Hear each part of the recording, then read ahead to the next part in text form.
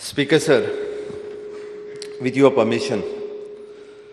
Speaker sir, आज गुरु पौर्णिमा आणि आयच्या ह्या बऱ्या दिसा राजकारणातले माझे गुरु स्वर्गीय देशाचे माजी संरक्षण मंत्री राज्याचे माजी मुख्यमंत्री मनोहरभाई पर्रीकर हांकां याद करता आयच्या दिसा ह्या जाग्यार हांव आसा हो तांकांच लागून आसा हांव तांकांच लागून राजकारणांत पावलो.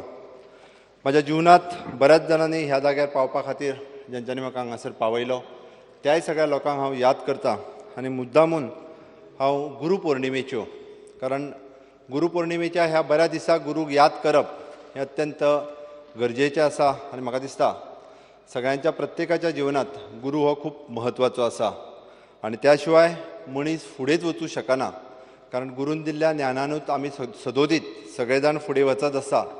त्या खातीर गुरू पौर्णिमेच्यो शुभेच्छा दिता आसतना हांव सगळ्या गुरूक म्हजें वंदन करता आनी आयच्या दिसाची सुरवात करता.